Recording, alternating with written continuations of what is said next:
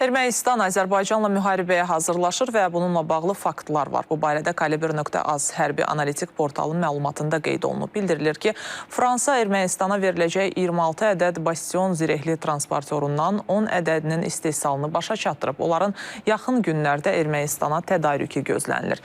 Həmçinin Paris İrəvana artıq 12 ədəd Sezar artilleriya qurğusu ötürüb. İlin sonuna da isə daha 24 belə silah Ermənistana veriləcək. Üstəlik Ermənistan təkcə Fransadan deyil, Hindistandan da sursat alınması ilə bağlı fəal danışıqlar aparır. Bundan əlavə Gürcüstanın Poti və Batumi limanları vasitəsilə Ermənistana yüzlərlə avtonəqliyyat vasitəsi gətirilib.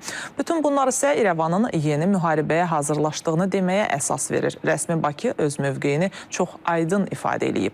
Ermənistanın hərbiləşdirilməsinin davam etdirilməsi qəbul olunmazdı. Azərbaycan Ermənistandan gələn yeni hərbi avantura təhlükəsi qarşısında ehtiyatsız qalmasına imkan verməyəcək.